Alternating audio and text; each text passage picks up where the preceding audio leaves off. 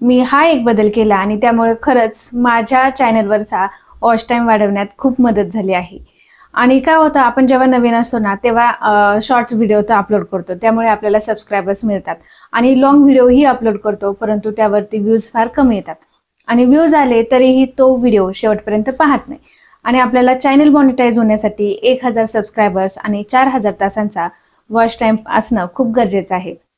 मग अशा वेळेस काय होतं, आपला व्हिडिओ कोणी पाहत नाही, मग लगेच सबस्क्रायबर्स वाढले तरीही वॉच टाइम कंप्लीट होईल असं नाही. काही वेळेस काय होतं, काहींचे 2-3 हजार सबस्क्रायबर्स होतात, परंतु 4000 तासांचा वॉच टाइम कंप्लीट न झाल्यामुळे त्यांचं चॅनल मॉनिटाईज होत नाही. तर अशा वेळेस काय करायचं, जेव्हा आपण नवीन येत ना तेव्हाच काय करायचं, लॉंग व्हिडिओ टाकायला सुरुवात करायची. आणि लॉंग व्हिडिओमधून कंप्लीट होतोच असं नाही. मग त्यासाठी एक खास आयडिया मी तुम्हाला सांगणार आहे. त्यासाठी व्हिडिओ शेवटपर्यंत नक्की पहा आणि चॅनलवर नवीन असाल तर नक्की सबस्क्राईब करा, कारण अशाच टिप्स आणि ट्रिक्स आणि काही महत्त्वाच्या सेटिंग मी तुमच्यासाठी घेऊन येत असते.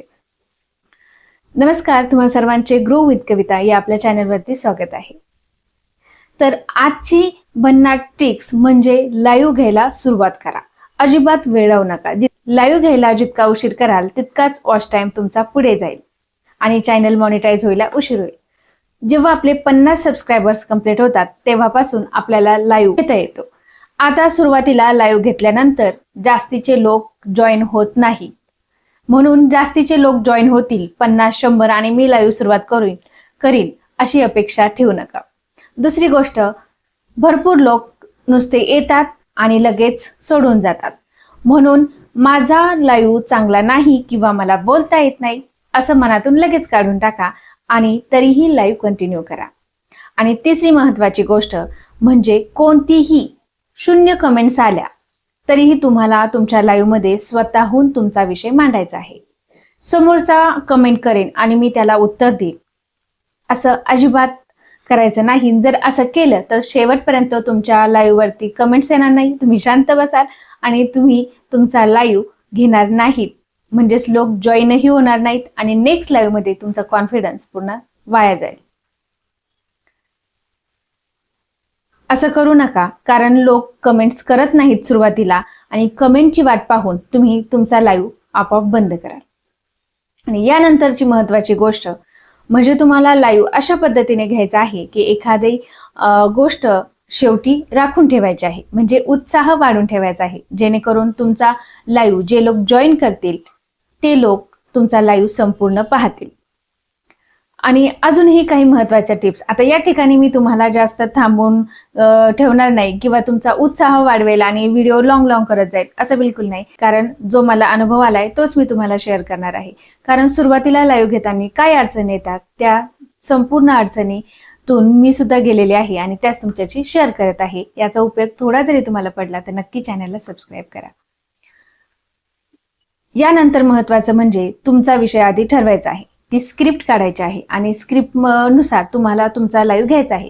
कारण सुरुवातीला जेव्हा समोरून कोणी बोलत नाही तेव्हा आपल्याला बोलणं हे अवघड जातं, साहजिक आहे, कारण आपल्याला सवय नसते आणि समोरून कोण पाहतंय हे आपल्याला माहित नसतं, तरीही आपल्याला ते बोलायचं असतं. म्हणून स्क्रिप्ट काढणं खूप महत्त्वाचं आहे.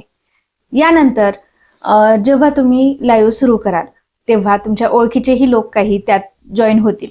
त्यांनी कमेंट केली की आपला आत्मविश्वास खूप खाली जातो. त्यावेळेस आपल्याला असं वाटतं की अरे ही मला पाहतीये आणि माझं चुकलं तर मला जज करेल किंवा मला नावे ठेवेल. तर असं म्हणजे आपल्या डोक्यातच नाही आणायचं की ती मला ओळखते, किंवा उलट चांगला पॉईंट लक्षात घ्यायचं की ती आपल्या लाईव्ह खाली कमेंट करते, त्यामुळे ही एक उत्साह आणायचा आणि तो कंटिन्यू करायचा.